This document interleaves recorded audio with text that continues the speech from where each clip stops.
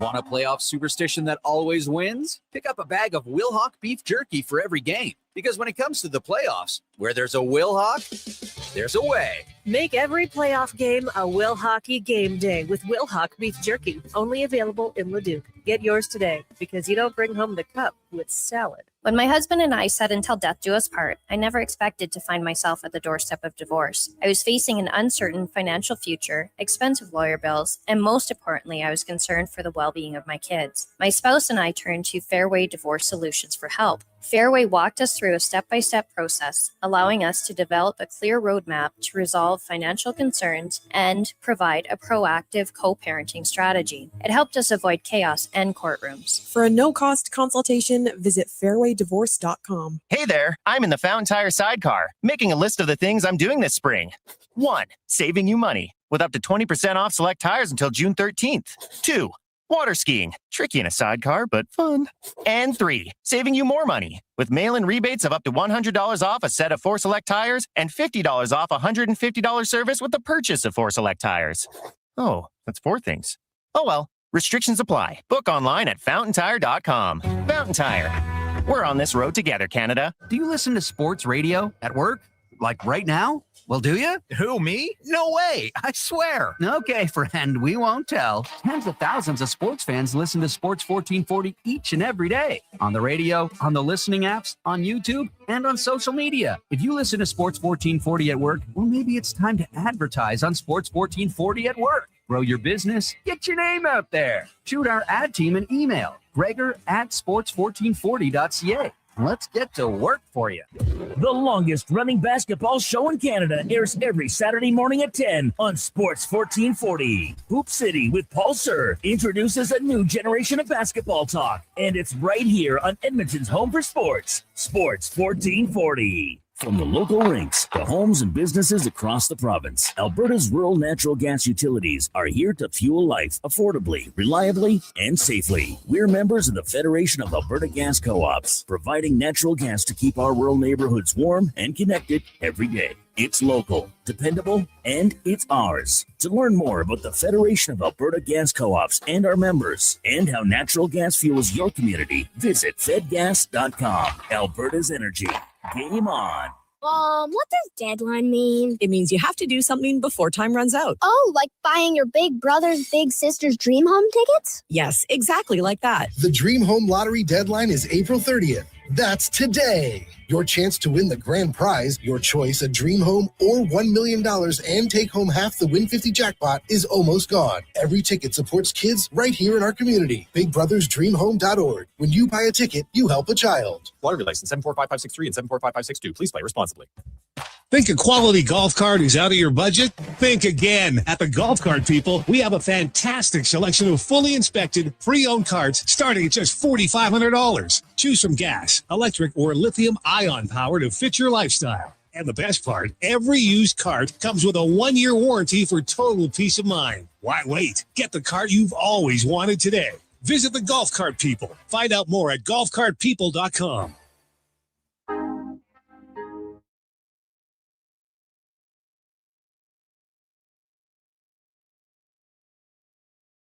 Breaking down the fine art of sports, one rep at a time. The Lowdown with Lowetide. Thanks for checking out Sports 1440. Presented by Wolf GMC Buick. We're making it easy. WolfGMCBuick.com.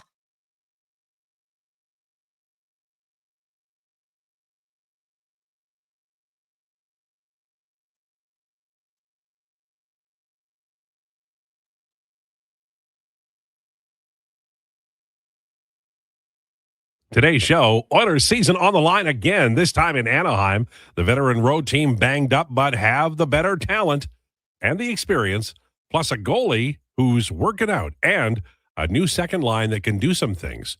Nuge on an outscoring line in the playoffs at center. Gotta love it.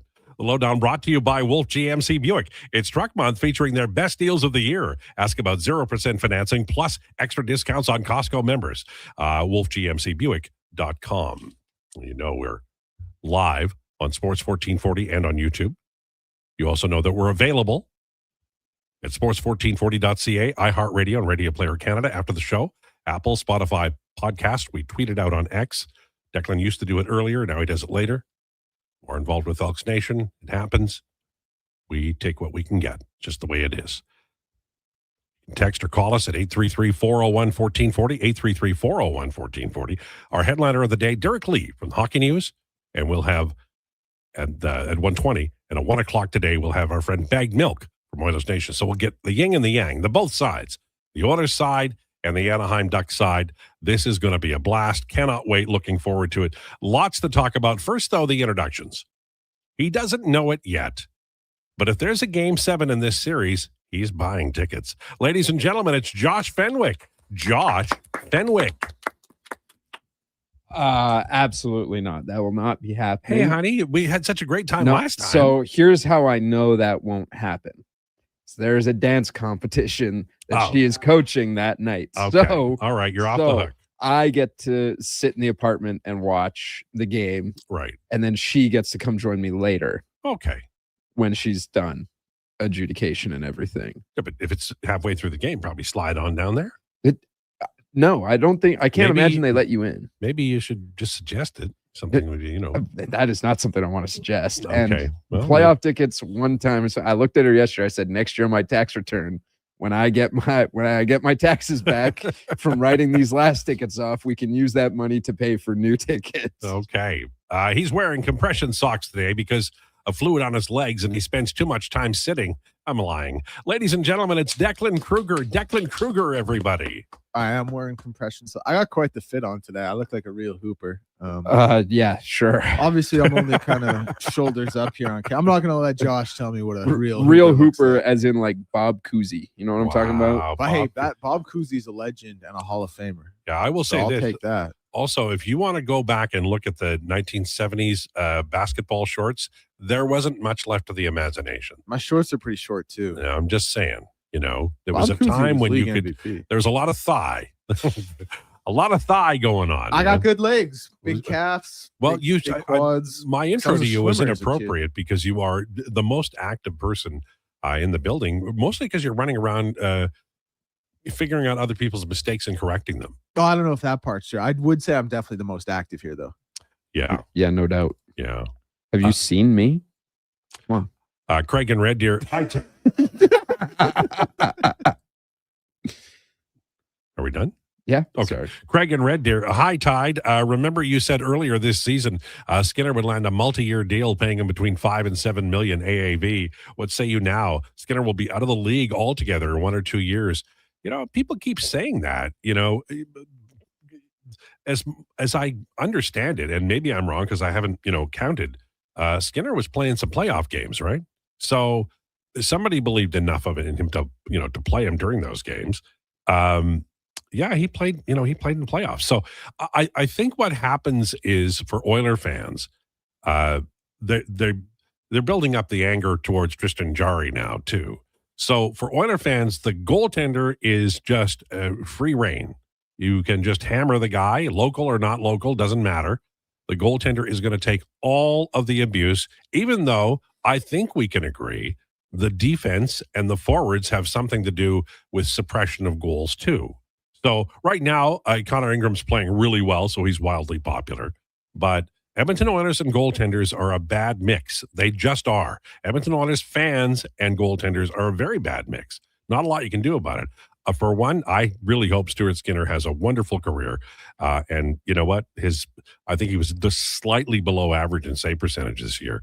There's nothing that indicates to me that this guy isn't going to be in the National Hockey League for a long, long time. We'll see. I mean, the great thing about it is we're going to see it all roll out. All right, in terms of the Oilers and what they are looking at, they got a new line. Now, I have no idea. They're on the road, so they may split up Leon Draisaitl and Connor McDavid. And I think that would be a good idea, to be honest with you. But if they don't, the new Oilers line that I'm talking about is Ryan Nugent-Hopkins centering Zach Hyman and Vasily Podkolzin. That line did well. It did really, really well. And that's news. The Oilers have had a terrible time when they play Draisaitl and McDavid together, finding a line that works at all. And at this point, I think that if they're going to do it, then they need to run with it, and they need to give this line some real play tonight and most other nights.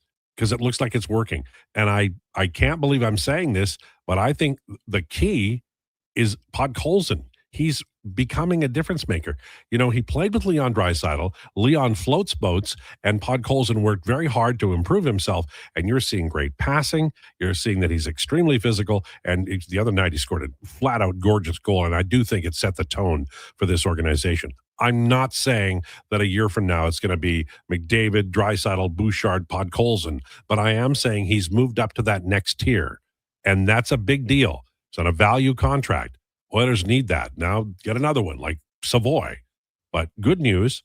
I have a question for both of you about the game tonight. Okay. Are you in any way concerned about the officials, or do you think the game has been called in all games fairly close and even in terms of penalties for either side? I'm never one to harp on officials too much. I think bad calls. I think bad calls go both ways. I think things even out more often than not. Now, obviously, like the hit on Leon, that was a pretty crazy, should have been a penalty. Yeah. And you'll have moments like that stick out. But you know what? Quite bluntly, you remember the ones that don't go for your team more than you remember the ones that don't go against your team. But I really do think more often than not things even out. So I try not to ever let it be something that I really harp on. That's very fair. That's very fair. What about you, Josh? I'm not worried. I think we've seen it in this series versus something like the Habs Lightning series where they've sort of swallowed the whistle. Now, missing hits on Leon like that's not one where you're supposed to swallow the whistle. But I think the whistles will be fine tonight. The only question comes into how quickly does the Anaheim crowd react to something that they're excited about, and does that have an effect on the officials later in the game? Yeah. I think that, I looked at the goal, obviously was a goal. I know everybody's going to get mad about that, but I looked at the penalties and they weren't, I really like Josh Szymanski, but he's taken 2 penalties in this series that were clear penalties and it cost them goals. In fairness, in the last game, after he took that penalty, he was on the penalty kill and he drew a penalty that led to the Evan Bouchard goal. Eventually the Edmonton Oilers losing in that game, but he was part of the solution and the comeback. It just didn't work out. I wouldn't mind mentioning, just talking about very briefly, the other series that are going on right now. I've expressed, fairly recently, as in yesterday, I kind of surprised at how well Boston is playing in this. I still think Buffalo will win, but Boston, they play tomorrow on May Day. They are at home tomorrow against the Buffalo Sabres. I've been impressed by them. I think that the road is ending tomorrow night, but I like it. I think Tampa Bay, Montreal could end tomorrow night, and I'm shocked I'm saying it, but how can I say anything else? The Montreal Canadiens are jamming. They're like Marley out there. I mean, are they Montreal Canadiens the story in the NHL playoffs so far this year? I think so. Can I tell you something funny about this game or this Anaheim. series? It might be Anaheim. That's a good point, actually. But outside of Anaheim, I think it's them. So games 2, 3, 4, 5, and now it was yesterday. Yesterday was game 5. My bad. So in 4 straight games, the final score has been 3-2, and it's gone Habs lose, Habs win, Habs lose, Habs win. That is a really, really tight series. I think it's been the best first round series so far. And the games are all like, you want to talk about guys just slashing and cross checking everyone under the sun? That's the series. Also, yesterday, shout out to Dobish facing 40 pucks and only letting 2 in. Yeah. And where are other teams finding these goalies from nowhere? How come that none come to Edmonton? The real question is where did they find Dobish specifically? Because this has been their problem all year. And then all of a sudden, Dobish comes in February. They're like, well, this might be better than Montembeault, who's now pretending to be a pylon in practice for guys to skate around. Team Canada was putting Montembeault on 4 Nations squads just because he was French-Canadian. There's a history of this in Montreal, man. Ken Dryden, Patrick Waugh, Walmsley. They have this weird thing where they bring in a goalie that nobody knows about and nobody can learn how to defend him in time. Damn it. Montreal Canadiens. I can't even get mad at him anymore because Sam Pollock left the organization in 1977. And really, we are taught to get over things and forgive. And you're a big preacher of that too. Take your own advice. Yeah. Flyers over Penguins. Nobody's surprised by this, right? Like the Penguins are, God love them. That's the end of an era there. But if you're losing to the Philadelphia Flyers in what is like a semi-rebuild with a coach who's willing to throw over anything that moves, and you can't beat Philly, I think the Penguins, I really like Dubas. I think he's a brilliant GM. I believe they're going to have to make some moves over the summer that are going to involve some of the real veteran core of this team. Agree, disagree? No, I agree for sure. I think it's probably time to kind of like, this was a swan song, one final shot kind of thing. I don't think anyone thought, even if you got like, I think we all picked Pittsburgh to win this first round series, if I remember correctly. But I don't think anyone thought they were going to get past Carolina. I think it was just kind of like Philly and Pittsburgh were both kind of in the situation of like, hey, we're really happy to be here. This is a little bit unexpected. The fact they end up losing the series obviously doesn't bode well for them. Time for an overhaul, but great story that they got one final look at it. Yeah. Sell high on Erik Karlsson, I think, and whoever else you fit. Maybe Anthony Mantha's going to get a bag this offseason.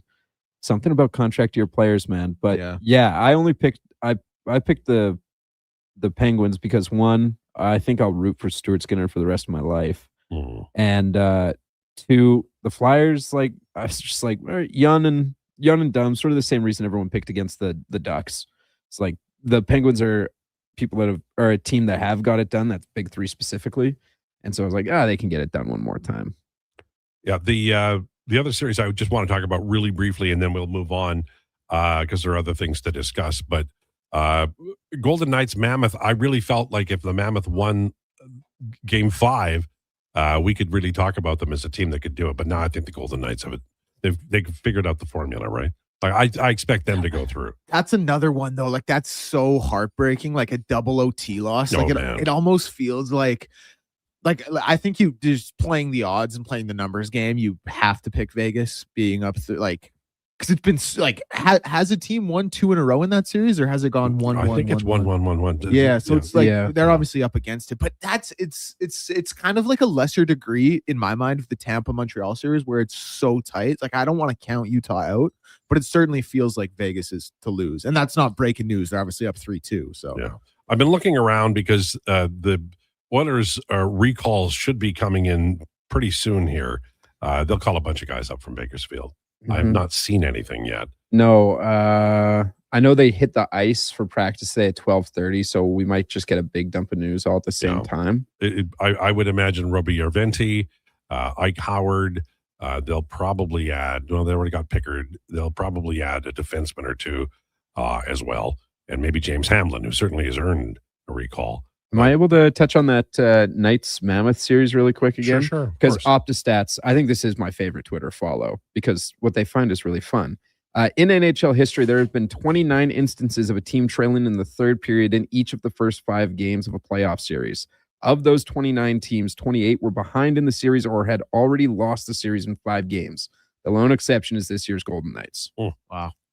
That's incredible. Right, that's a great stat. That's really fun. Go follow OptaStats, guys. Yeah. Follow us first, though. Yeah, Jay Fenwick 4. Especially you. Like, how many followers do you have, Josh? Me? In the 130s. This is 134. This is just beyond belief. Follow Josh Fan. He's really funny and things. You know, he's worth following. You know, good guy. I really got to get on the whole like tweeting more thing though. Well, you do a lot of NBA stuff, and maybe if you did a hockey thing or two, maybe. I think I've tweeted about more hockey this last since the playoffs started than basketball. Yeah. Speaking of, how are we feeling about the basketball? You know, the hoops. Anything happened last night that you want to talk about? Oh my days, LeBron James, the fraud that you are. No, my God, no. I but, will not talk about, I will not allow slander. But here's the thing. If he is the first person, but just so you guys all know, there has never been a 3-0 comeback in NBA history. They lost by 6. They were in it.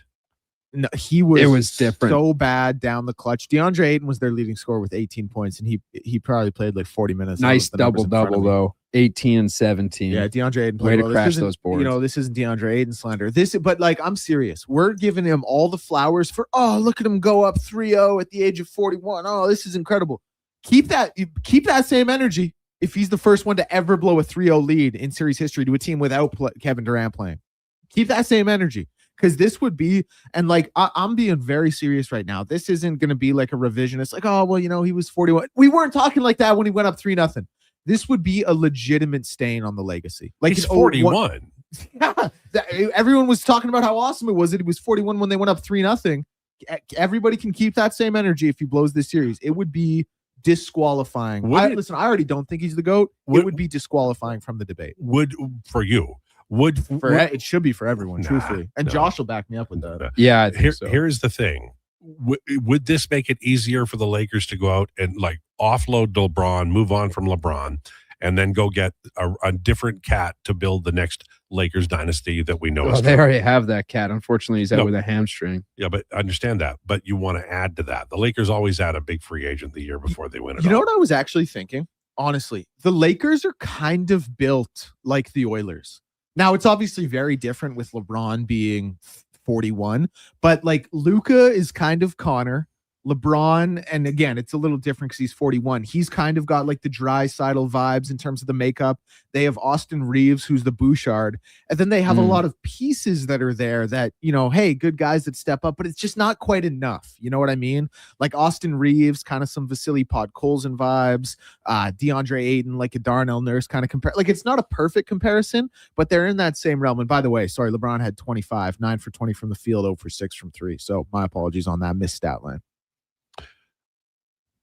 We haven't talked about the Leafs much because they're out of What's the playoffs. there to talk about? I'm sure they're soaking up Rays in Cancun. No, the GM search is going on. That's a big deal. Apparently, Matt Sundin is going to be a part of whatever solution they have. Will he be Joe Sakic or will he be something less than Joe Sakic as the face of the team?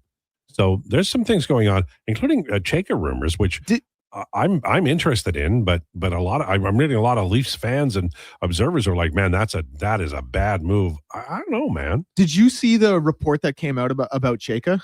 I retweeted it. I'll read it to you if we have a second. Yeah. When he was general manager of the Arizona Coyotes, there were so many computer terminals on the Giants-sized desk. I saw that. Yeah, okay. That it looked like he was trading commodities on Wall Street. And then when he was shown the door in 2020, it was quickly determined that just one of these terminals was in working order. The other 5, with data frozen on each screen, were nothing but show. Well, that's pretty crazy. I'll say this, that in my experience, when somebody's leaving an organization, there's a lot of stuff that is put out there that is sort of like that. So I usually take that stuff with a grain of salt. He's a very smart guy. And I know that there just seems to be an overwhelming need to bury him as an option. But I honestly, I think this is a pretty astute hire if they do it. We'll find out as the days go by. All right, we've got a very busy show. Rumors is on the way next. At 1 o'clock today, it'll be our friend Bagged Milk joining us, and Derek Lee from the Hockey News at 1:20. Declinations at 1:40 today. What have you got for us, sir? Declan CFL, it's in full swing. I think what I'm going to do is really quickly go over all the Elks draft picks. Oh, cool. Or as many as I have time to do. I love it. And then maybe you can do the Rough Rider ones too. And I know you'll if there's time. All right. This is the Lowdown with Lowetide on Sports 1440 and YouTube. We're brought to you by Wolf GMC Buick. Expand your brand with Fusion Promo Marketing. Fusion is your trusted partner for all things branded merch and apparel. Thousands of products perfect for businesses, sports teams, and corporate events. Fusion with a Z. Promomarketing.ca. It's playoff time on Edmonton Sports Leader, Sports 1440. This is Andrew Walker. Join us for the Titan Supply pregame show before each Edmonton playoff game. Titan Supply, your only source for rigging, lifting, and hauling products. You don't just need property services, you need problems handled. HireGood provides cleanup, debris removal, site monitoring, and safety attendance across Edmonton. We reduce issues on your property, keep spaces safe, and take pressure off your team. We resolve real problems for businesses while creating real impact because our team is built on second chances and they show up every day ready to prove it. Visit hiregood.ca or call and mention Jason Krueger for a first-time discount. HireGood. Stable jobs create stable lives. Start thinking spring road trips and off-road trips in your new Subaru Crosstrek.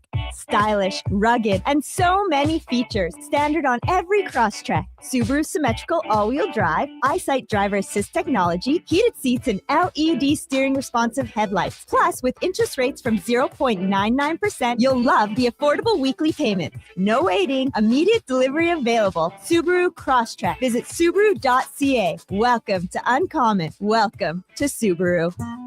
Fast track your financial goals with a special rate term deposit from Vision Credit Union.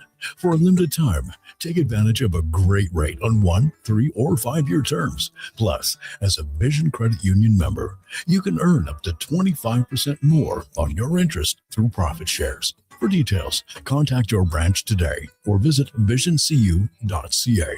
That's visioncu.ca.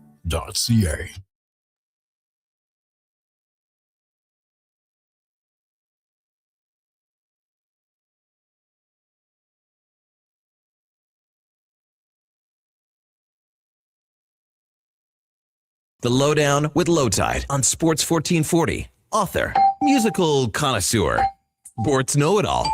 Yes, a man for all seasons. Presented by Wolf GMC Buick. We're making it easy. WolfGMCBuick.com.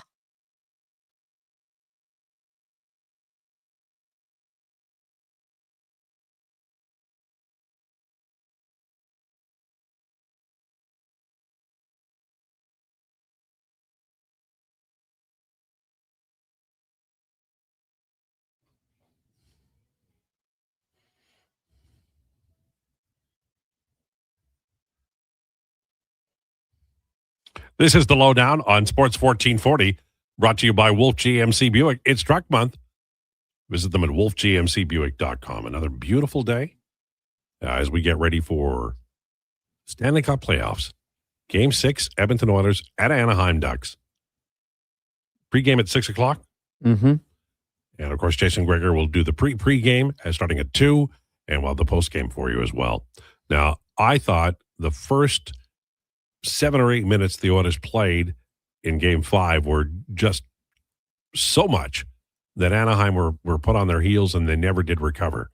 I imagine Joel Quenneville will have the Ducks trying to do the same thing at home and just blow Edmonton out of the game and make it a laugher. It's the job of the Oilers to stay out of the penalty box and to play sound defensive hockey. They can do that. They've shown it. Last 11 games of the regular season, 37 goals for, 24 against. That's really good over 11 games in this NHL. Now, the Ducks, I think, got the best of the Oilers early on because the Oilers couldn't play consistently well. They played brilliantly in game number 5. Have to do it again in game number 6. We don't have lineups. We don't have recalls yet. They are practicing today? Yeah, no. So 11:30 local time, which makes it 12:30 for us, which is coming up. Yeah, coming up. So I'm keeping an eye on Specs Twitter. Oh, you're a good man. Thank you. And jump in, by the way. Don't feel I will. Don't worry. Rumor has it. Yeah. The lines are out. All right. That's how we'll get in there. Okay. It's time for Rumors, brought to you by Great Canadian Solar. We believe you should create your own electricity. Let's build a brighter, sustainable future with GreatCanadianSolar.com. I want to say that Declan Krueger is a good man, but he mentioned something yesterday or the day before about Donovan showing up a day late and it's sending him in the wrong direction in terms of days of the week. I have the same problem. I think Donovan showing up Wednesday instead of Tuesday has sent me on a what day is this tangent, and I'm still there. I've been thinking it's Friday all morning. Well, that doesn't make any sense. Of course it doesn't. See, here's the funny thing. I'm very much like the two of you in that aspect as well. However, I just simply never know what day it is. So that's the way to do it. Yeah. Like you go, well, I'm just going to drive to work. And if I don't have to work today, I'll just drive back home. Well, so then here's the other thing too, is when I get home and I have a nap, sometimes you forget to set the alarm and I end up sleeping a lot longer than I should. And I always wake up in that like 6:30 range. But as of right now, because the sun is rising so cussing early, I do not know if it is 6:30 in the morning or 6:30 at night. And I constantly go, oh my God, am I late for work? There's a panic, right? A little adrenaline shot. When I first started, like when we started streaming all the shows, about a month after we started doing that was my first curling game. And I looked at the time and it said 6:54. I was like, oh my God, like I'm supposed to be in the studio right now. And so I texted the Duke and I said, dude, I'm so sorry. Like my alarm didn't go off. I'm coming in right now. And then put my pants on and ran out to the car. And I went, hold on, let's take a breather here. Did I really sleep for 14 hours? And then proceeded to look and it still said Thursday, whatever, October 7th. Nice. And I went, oh, never mind. We're good. Texted Brandon. Hey, big dog, never mind. There you go. Stars expected to scratch Tyler Myers in Game 6. I don't think that's a huge surprise. Lady Bing finalists are Cole Caulfield, Anze Kopitar, Jake Sanderson. I think Kopitar probably wins it on the way out, right? Makes sense. He was my preseason prediction to win it. No. Yeah, I remember we did that on declinations, and I thought, not that he's undeserving, but I just thought it would be kind of a no-brainer. Yeah. Like you're on your way out the door. You've been a great stand-up guy your entire time in the league. 3-time winner already, right? Exactly. I'm going to make a prediction now. There's a report out that Quinton Byfield of the LA Kings suffered 2 oblique tears during the year. Yikes. They're going to do some things in Los Angeles, I think, over the summer that are going to, kind of change the framework of the team. And the smart move would be to invest again, double down, triple down on Byfield, Brant Clark, those young kids. But I think a smart team is going to come calling about Quinton Byfield because right now he's a disappointment. He won't be for his entire career. I don't know that Los Angeles is one of the smart teams. In fact, I'm going to bet that they are not. And Byfield, to me, would be a great target for one of those teams that does a lot of analytics work and would probably view the way Byfield's been handled as being the wrong way. We'll follow this as the year goes by. But I think that Byfield would be a really good target for a smart team. And Los Angeles will make some moves, but they didn't make a lot of great ones last year. And we'll see how well they do this year. One of the weird things that happens in baseball is sometimes a great pitcher will go out and not have a tremendous amount of success, even though they've been wildly successful recently. And that happened to Paul Skeens today. He's the best pitcher in baseball. I don't even know. I guess Skubal would be second best, but Crochet is on the injured list and is not quite what he has been in the past. But Skeens playing the St. Louis Cardinals today, 5 innings, 7 hits, 9K, 3 earned runs. Good, but he was out after 5 innings, and he's set up for the loss. It happens. Baseball is tough, man. It is. How about those Jays? Feeling good about the Jays right now? They're heating up. I mean, like, they're starting to get the ball on the bat more and just generate runs. The home runs aren't really there. George Springer coming back into the lineup once he gets his full time and strength back. I think that'll give them the pump they need. They're still playing very well defensively. What they really need now, though, is for Vladdy to be what he was in the playoffs. Right. Over the entire season, because I think right now he's on pace for like 12 home runs this year or something, and that is simply not good enough when you're getting paid $50 million a year. No, amen for that. Particularly when the people in the country who watch them on a day-to-day basis, especially on the East Coast or West Coast and things, are essentially paying his salary in our Sportsnet subscriptions. So he needs to do better. Yeah. Eagles Mackay Lemon signs rookie deal. Woohoo! No Not holdouts, baby. I don't know. Are you excited for football? It's so early, I don't know how you can't be excited for football. My roommate looked at me yesterday and said, "Oh, when does football start?" And I said, "September." Oh, all right. Well, hey, the CFL starts in a couple of weeks. That should scratch the itch a little bit. Oh, I love at the minimum. I can't wait to hear Declan's rundown of the Elks picks. Oh, and by the way, Declan, congratulations. Was that your first big time radio hit? Not here in the Stingray Studios. Yeah, I guess so. I guess it was. Tell us all about it. Yeah, no, I just did a hit with CBC with Radioactive. And who was hosting? Min. Oh, Darwell. Min is a great guy. Yeah, it was tremendous. Sent me a very nice text afterwards. Yeah, we talked CFL rule changes. It was lovely. It was a lot of fun. I don't say anything because I love the CFL, but 8 teams in the playoffs is garbage. Oh, don't even get me started. Hey, tune into Elk Central on Friday. Okay, We'll have something to say about this.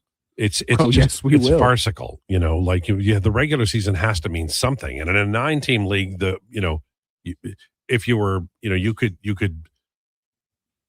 have just 4 teams make the playoffs. I mean, that would be more fair, I think. But anyway, it's dumb. Yeah. This is going to be a story, and I, maybe I'm wrong, but I'm surprised at how many people are absolutely bringing out the really, really like big punches early on in the John Chayka story. Should he end up in Toronto? Now you can read about his past. It's out there. Chayka was with the Coyotes. He did some things that Gary Bettman ended up. I think they suspended Chayka for the remainder of the 2021 season for conduct detrimental. And I think the Coyotes had to give up a pick or 2. But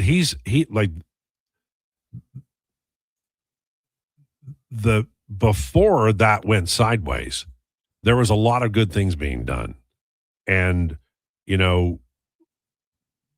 I believe in redemption. I hope everybody else does. And this is a guy who has provably been able to predict and anticipate at a pretty high level. And I'm just surprised that people are doubling, tripling down on him. John Chayka has good ideas. And maybe it's not right for the Toronto Maple Leafs. Maybe that would be the wrong spot. I don't know. But I am surprised that more debate isn't going on about Chayka. Have you ever been... Well, those Yotes teams weren't exactly like, the shining star of excellence. No, but they were building. They were getting better. They were going in a better direction than they had been. And I am always uncomfortable when there is such an immediate and aggressive reaction to someone, and it's for something that happened several years ago. I do believe that you should, give people opportunities. Has anybody on this panel, aside from me, ever been in a situation maybe where they are a little bit viewed in a negative light and given an opportunity and had that come through? Am I the only one? That's a great question. Because I'll tell you, this is a guy who has done a lot of hard work, a lot of successful work, and has waited, 6 years? I don't, he might not get the job. He may never work again in the National Hockey League. I don't know. But we're taught that to forgive and also give opportunities, and that redemption is a good thing. So that's how I view that particular situation. And as I said, I was very surprised by how initial reaction was so negative. He also resigned in kind of abrupt fashion and then had the suspension. That factors in too. Sure, but do you forgive that, or is that a hill you die on? No, I forgive it for sure, no question. Right. But I'm just saying, I think it's something that is it's legitimately something to be in consideration.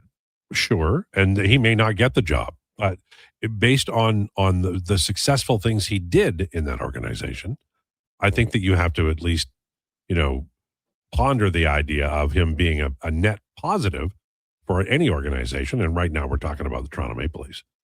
I just, the Leafs are they did something really smart not that long ago when they hired Kyle Dubas. It did not work out. Dubas made some mistakes, but it seems to me as though the old school thinking gets 7,000 chances in a row and nobody says boo. Oh, it just didn't work out there for Lyle. He'll move on to another place. But the analytics folks, you get one shot and it's over, baby. Doesn't work. The whole thing, throw it out. There's a bias against it. I'm not saying that analytics works the same way as it does in baseball or even basketball. But I am saying there are kernels of information that are extremely valuable and that really smart people can find them. And I think Chayka is one of them. I think Dubas is too. I think Dello is. And Tim Barnes in Washington. And obviously, others who have done extremely good work and had a great deal of success. New Jersey has a general manager now. Carolina has a general manager now. It's not that big a deal. And it's not like, you can't surround those people with hockey people. Just don't bring John Brophy in. All right. For what Chayka did, he should be awarded a second chance. Who's saying this? Me, I'm saying this. Okay. Well, I thank you for that because that's how I feel. Like if Bowman's getting a second chance, see, thank you. Then, I think it's reasonable enough to say that, yeah, you're holding private scouting combines, whatever. I don't pay you, but if I did, I'd give you a raise right now because you're exactly right. Well, listen, either all of us or none of us are judged by the actions of our weakest moments, rather by the strength we show when and if we're ever given a second chance. Amen. That's true. That's true. It's the world has gone a little askew. Let's all agree on that. But certain tenets remain, and one of them is that second chances, they're not handed out. You have to earn them. You have to show, that you have repent or whatever word you want to use. But once that's established, then I think the opportunity, should it arise, then that candidate should be considered. And maybe they don't get the first one or the second one or even the third one. But at some point in time, they should get an opportunity. All right. It's 12:36. We have a very, very busy show on the way. At 1 o'clock today, it's our friend Bag Milk. At 1:20, headliner of the day, Derek Lee from the Hockey News. And, of course, we have Declinations at 1:40 today, talking CFL and Elks draft picks, running down all of them and find out how many are plug and play. That's on the way. Lowdown with Lowetide, brought to you by Wolf GMC Buick on Sports 1440 and YouTube. Who's that working on the underground utilities over there? All-Star Construction, that's who. What about the street lighting? Yep, All-Star Construction. And the directional drilling, hydrobacking, neighborhood renewal, and telecommunication work? Yep. Since 2009, All-Star Construction has been doing all that and more, shaping and building Edmonton communities for land developers all around Edmonton. That's what All-Star Construction is all about. Start your day with a blast.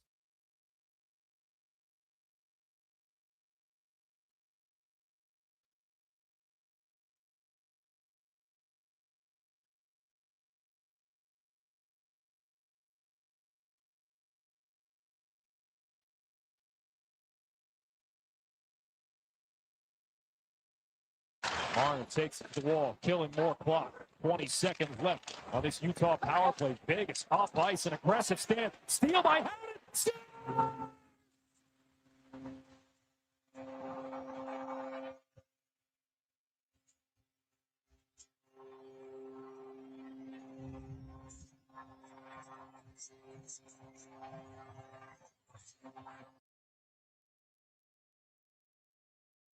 Control the face-off. Shot from long range. Score! The Flyers win it. Cam York beating Seahawks in overtime.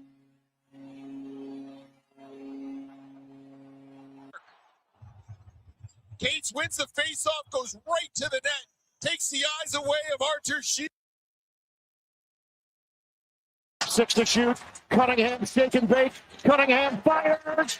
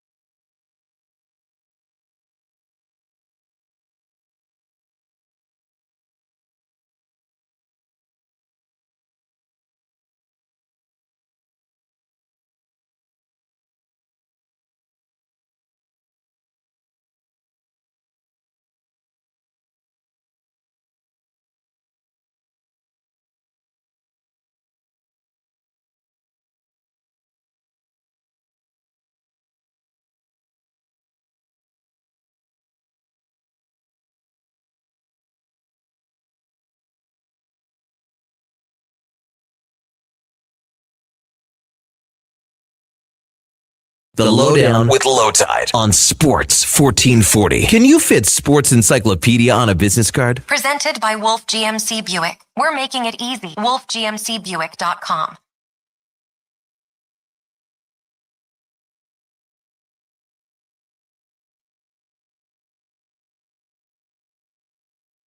Brought to you by Wolf GMC Buick. It's truck month. Check them out at wolfgmcbuick.com.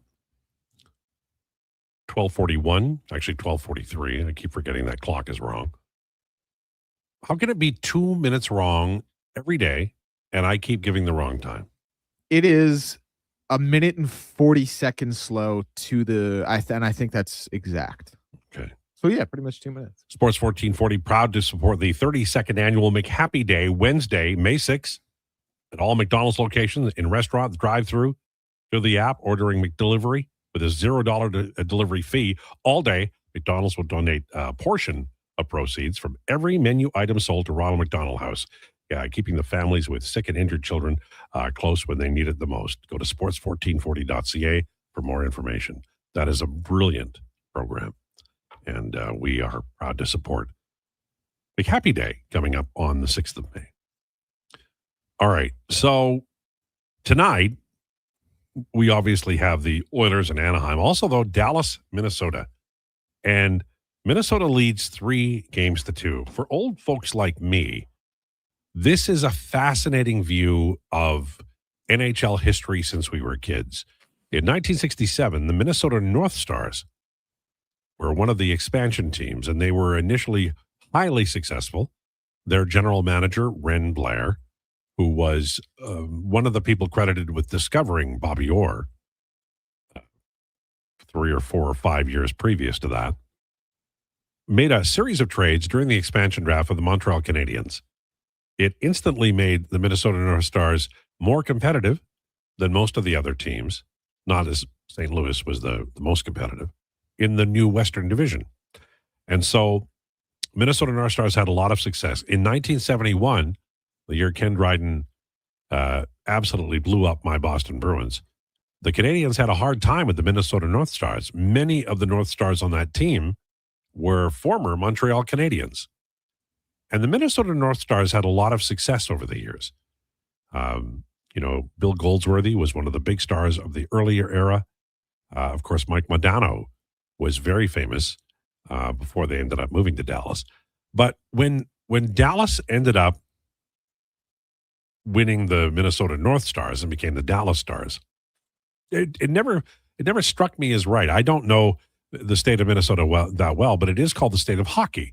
So I thought, well, obviously high school and college hockey is popular, but why can't they get a popular NHL team in there? Like, it doesn't make any sense to me.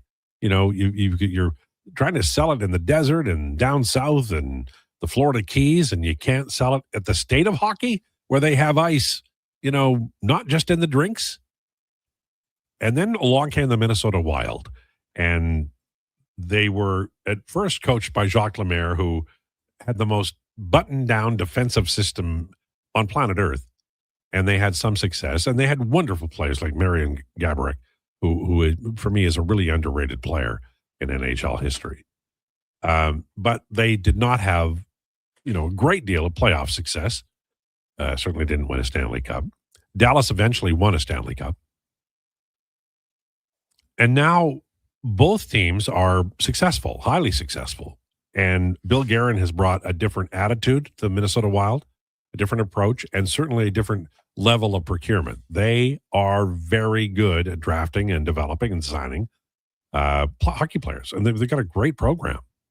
So we're here, and Dallas has been so close. You know that the last 2 years, Edmonton and Dallas have met in the semifinals. So this series, to me, I was so interested in it, and I almost to the point where I thought there's no way this series will be as good as in my mind it's going to be. And I'm happy to report to you that was not true at all. It's been a great series, and it's 3-2 now. At 5:30 tonight, the Minnesota Wild have a chance to go past the Dallas Stars and move on. And I just feel like somewhere in the hockey world, be it Ren Blair or Tom Reed or Joudran or, any of those cats, they're all kind of thinking the same thing. Like, Minnesota deserves a Stanley Cup, and they've never gotten it, even though the North Stars eventually won a Stanley when they went to Dallas. And I hate it when teams leave cities. It drives me nuts. Now, I'm a Montreal Expos fan, so you probably know why. But somewhere in the heart of Minnesota, Minnetonka, or one of those towns, there's a guy like me who watched the Minnesota North Stars come to town and cheered for them, and then hurt when they went away, and then was thrilled when the Wild came back. And for that guy, I think tonight is a big damn moment. So we'll see. I mean, I don't know if they're going to win, but if they do, then it will be an important moment in Minnesota sports or Minnesota hockey history, at least for me. Even though I'm not from Minnesota and I don't know much about Minnesota hockey fans, I do think it's a big deal. And I wanted to express that today. Now, I want you, one of you or both of you, to interpret that through young person's ears. When you heard me deliver that monologue, what were you thinking, honestly? My immediate initial thought was, I wonder how many people in Vancouver are upset that the Grizzlies are the Memphis Grizzlies now. That's what I thought through the whole thing. That's very fair. How many people are like Lowetide, and I'll set the over-under at 3.5 people. And I would probably take the under. I think there's probably one person in the entirety of Vancouver that watched the Grizzlies and went, oh man, like this is great. And they moved to Memphis and now refuse to choose a new basketball team. You went from me giving you a raise last segment to barely hanging to your job now. You're amazing. Which means, I even out. I'm in the same spot I was beforehand. Probably. Where are these Oilers lines? What are these insiders doing? Did you check Brar? I did. I've been going back and forth between Speck and Brar. What about Bob? Hi, Bob. What about Bob Stauffer? Well, he's definitely not listening right now, but I've checked every once in a while with Staff. And Gregor, because Gregor has, he has people. Yeah, his people are already at practice and would tweet it before him. No, I'm talking about other people. He has stuff. He has stuff. He has things, man. I'm sure he does. I'm just saying. We'll get him sooner or later. Listen, if I look at these, if I search up Jason's Twitter right now and he's got the lines and everyone else doesn't, he needs a raise. He doesn't. That'd be so funny. I am enjoying this year's playoffs, except for the series that we're covering. I was gonna say, I was like, really? Because I haven't been a huge fan. Like it's I write for The Athletic, I write on the blog, I write in preparation of this show. And I will tell you honestly, I've gotten extremely comfortable with writing about long playoff runs. There's so much interesting happening. Like right now, I'm sitting here idling in the driveway, wondering about that Nuge, Hyman, Podkolzin line. I know it's not good to have Draisaitl and McDavid on the same line. But I'm also thinking, the production was pretty good. Is there a way for Chris Knobloch to split up Draisaitl and McDavid and keep that line? The answer is no. But I'm telling you, 3 scoring lines with the third line being Nuge, Podkolzin, and Hyman, you'd win the Stanley Damn Cup. I don't know how you do it, but they look good. I mean, and look, a lot of lines have not. Going back to, Todd McClellan, when he would put them together. And then it would be, Larry, Curly, and Mo out there. And I'm not trying to be a jerk, but there wasn't the talent level. They didn't have enough. And I don't think they have enough now, but my God, would that ever be cool? So for the last 2 playoff runs, I've been a bartender, made a lot of scratch in that time. And I relied on a long playoff run. And I would say I have also gotten comfortable with the fact that I'm comfortable being uncomfortable that the Oilers go on these long playoff runs. And I'd be lying if I said it didn't feel a little weird to be like, seeing what the Oilers are doing at the end of May. this is a time we can talk about it just very briefly because we only got a couple of minutes, and I'm hoping Declan is still listening, but he might be playing online cribbage. Huh? Do you expect any real change in the offseason if the Oilers lose tonight? In terms of the roster, or in terms of the coach, in terms of so you're talking organization. In well, general. no, but both. I'm talking about coach, GM, president of hockey operations. Well, and then players. I said this the other day. I think if they lose this first round, Chris Knobloch will get fired. Right or wrong, agree, disagree. Those are just my thoughts. That's just what I think is going to happen. Would I do it personally? Would I not? Who knows? It's just what I think is going to happen. I do think if they go out like in flaming fashion tonight,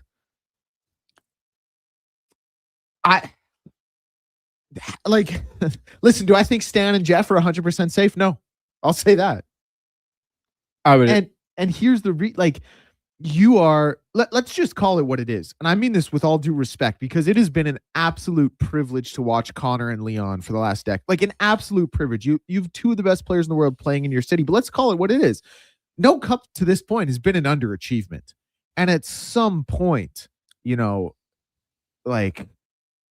some point, the rock's got to meet the water. And I don't know if it's going to be a right decision. I don't know if it's going to be a wrong decision. I just think at some point. But Bowman came in, and last year's team that made it to the final was really mostly Ken Holland's team. Yeah, I agree. I don't think, and you look at people talk a lot about the Jari trade, talk about them picking up Ingram and talk about, I don't know, obviously Rostovich kind of falling off here in the play, but there are good moves you can point to. I just think at some point it'll feel like there needs to be a cleaning of house. And again, I can't reiterate it enough. Right or wrong, those are just my thoughts on what will happen. And I asked you, so you gave it to me. I think, I just think they're in a little bit of a box. This is what I think will happen. Are you ready? Mm-hmm. Yes. Jackson stays, Bowman stays, Knobloch stays. They clean house in the coaching staff. Coffey takes on a different role in management, and maybe he's, at a level where he could become GM at some point in time. Knobloch has a new coaching staff, and one of the members of that coaching staff is somebody who could slide in if the team starts slowly. And by that I mean another Glenn Gulletson. That's what I think will happen, because you're hedging your bets. You're not saying, yeah, everything's fine, but you're also, you signed the man to a 3-year deal that kicks in this fall.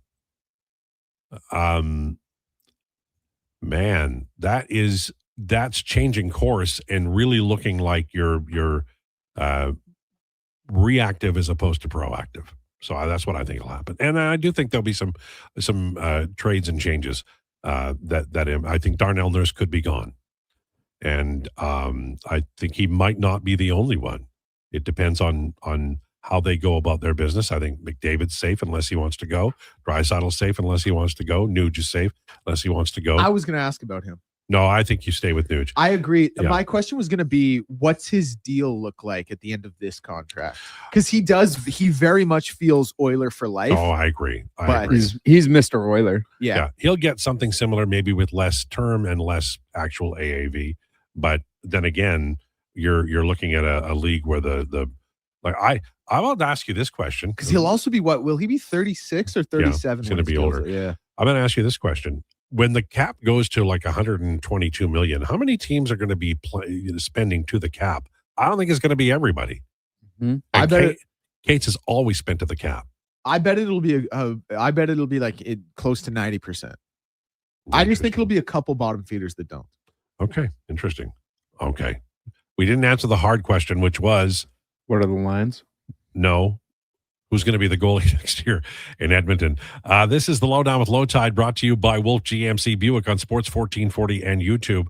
On the way, we'll be talking to Bagged Milk and Derek Lee from the Hockey News, and we'll have declinations at 1:40. It's time for an update with Declan Krueger. This is the Sports 1440 update. Brought to you by Custom Floors Inc. Floors done right for homes or businesses. Visit the new showroom, 11577 149th Street. Open 6 days a week. The Saturday hours 10 to 2. And you can, of course, also visit customfloorsinc.ca to bring your next flooring project. Like Edmonton Oilers, of course, in action out in Anaheim. An 8 p.m. puck drop in that game. Anaheim looking to close out the series at home. Edmonton looking to win to bring it back to Rogers. for a Game 7. Dallas and Minnesota will start the day's NHL action. The only other game at 5:30. Minnesota leading 3-2 with a chance to close it out at home. New York and Atlanta, Boston and Philly and Denver and Minnesota. All today's games in the NBA. New York and Boston looking to close out their games on the road, while Minnesota looks to close out their series at home.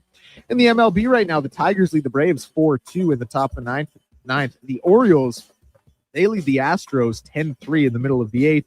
Giants lead the Phillies 2-1 in the bottom of the ninth. Cardinals lead the Pirates 5-4. Reds lead the Rockies 6-4. Mets lead the Nats 4-3. And the Brewers lead the Diamondbacks 6-1. And of course, later on today at 5:40, the Blue Jays will be in action in Minnesota taking on the Twins, and it will be Gosman on the bump in that one. Jessica Campbell will not return to the Kraken's bench next season. Anze Kopitar, Cole Caulfield, Jake Sanderson have been named the Lady Byng finalists. And Stampeders quarterback P.J. Walker has retired from professional football after 9 seasons. I'm Declan Krueger. This has been a Sports 1440 update. Sports 1440, Stingray radio station. CKJR broadcasts from West Edmonton Mall and Wetaskiwin. Download the free Stingray music app and listen wherever you go. It's Truck Month at Wolf GMC Buick, and we know trucks. And we have the best deals of the year right now. Some have 0% for 4 years. We have 0% for 6 years. That's on our #1 selling GMC Sierra half-ton crew cab, or the Elevation, the AT4, or Denali. Yep, 0% for 72 months. And Costco members get an extra discount on some of our SUVs. Pop in today and drive away smiling. Wolf GMC Buick. We're making it easy. Bringing every project to life requires the right team. By joining the Japa Machinery Group service or sales teams, you can be part of setting a new industry standard. Celebrating a legacy of excellence with Japa. Learn more at japamachinery.com. One app, triple the action. Play Alberta is proof that good things do come in threes. Whether you're into playing any of our exciting casino games, betting on your favorite professional sports teams from around the world, or buying into Canada's biggest lottery, Play Alberta is the province's only app to do it all. Download today and discover a new way to play. Must be 18 plus to play. If you gamble, use your game sense. Don't miss a moment of Blue Jays baseball this season. Join play-by-play announcer Ben Showman for the game live on Sports 1440. The Toronto Blue Jays are on Edmonton's home for all things sports. Sports 1440. For many families, the stress of divorce can throw your life out of balance. The loss of a relationship, ongoing conflict, mounting legal bills, and uncertainty about the future can feel overwhelming. Hi, I'm Corey Anderson with Fairway Divorce Solutions. At Fairway, our team helps you restore balance through mediation, negotiation, and a unique step-by-step process. With 2 offices in Edmonton dedicated to serving your needs, our goal is simple: to help you navigate a path back to peace and clarity. Visit us today at Fairway Divorce. The Lawnmower Hospital. Contractors, spring cleanup is coming. It's time to get your lawnmowers, aerators, power rakes, lawn vacs, and more serviced at the Lawnmower Hospital. Hey, the longer you wait, the longer you'll have to wait in line later. Their service department gets crazy busy as the season rolls on, so get in now while it's calm. For quick service on top brands like Bluebird, Ryan Turp, Husqvarna, and more, check out lawnmowerhosp.com. The Lawnmower Hospital. If you're passionate about golf, you probably already know, and you've been waiting. The Quarry is now open, and all 27 holes are in great shape. Book now, get geared up at the Pro Shop, and start swinging at the Quarry. Don't forget about the Granite Grill Restaurant, an unforgettable top-tier venue to host all your events. For rental details or to book your tee time, contact the Quarry today. Edmonton's most popular golf and event venue. Call 477-THE-Q and visit thequarryedmonton.com.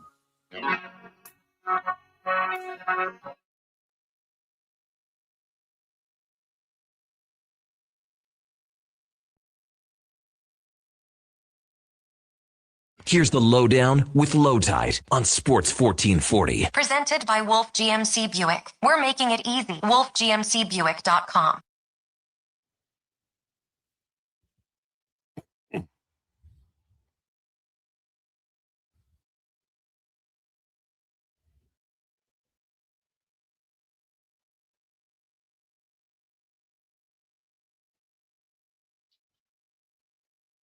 It's the Lowdown on Sports 1440. Brought to you by Wolf GMC Buick. It's Truck Month featuring their best deal of the year. Ask about 0% financing plus extra discounts for Costco members. WolfGMCBuick.com. We are now joined by our friend Bag Milk from Oilers Nation. How are you? Positive Thursday that the Oilers can push this to a Game 7. So feeling good, feeling excited. One of the things that I saw in the game on whatever day it was, the last game, game number 5, Tuesday, was that second line, Nugent Hopkins with Podkolzin and Hyman. And for a long time, the Oilers, did not have an answer when they put Draisaitl and McDavid together on a line. That one looked good. On the road, you might split up McDavid and Draisaitl again, but I like the look of this new line. What about you?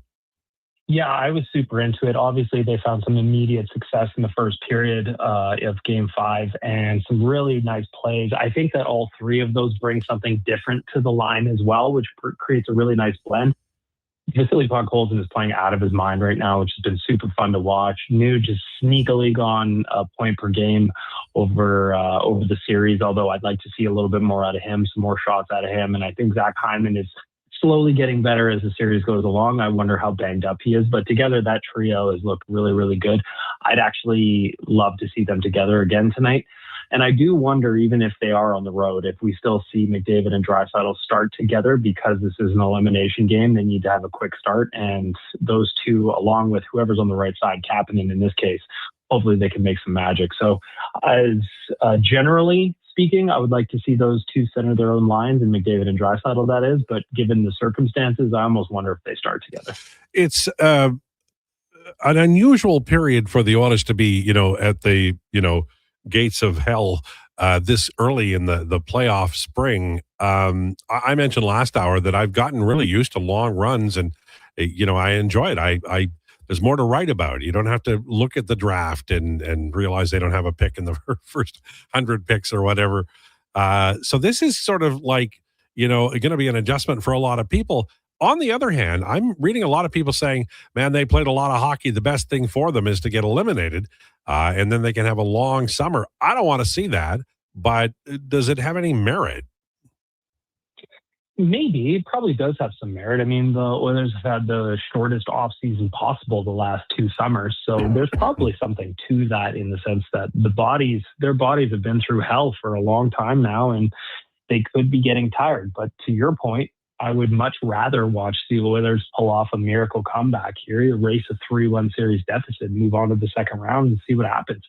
So while I understand the logic of a longer break probably being good for the bodies, and obviously we've got some key players banged up right now as we're speaking, but at the same point, this team is built to go on a run, and I'd love to see them do it. I think they can come back. They got to keep playing simple hockey. I prefer if they didn't sit back as much as they did over the final 40 minutes of Game 5 as they did, but they ultimately won. And I think that they got a good chance to go into Anaheim and steal another one, provided that they can play their game. So I get the angle, I get the argument, but I'm not done with this team yet. I think there's still a lot of hockey left to be played. There was a lot of talk, Chris Knobloch's comments after the game, where he said, no, I didn't tell them to sit back and relax and not push. But, score effects are a thing. And I just think it's a natural human thing to even though you say you're going to, play an aggressive forechecking style, you're also going to play it safe a little bit. You're not going to get caught in chase mode, because then the coaches are going to be mad as hell at you.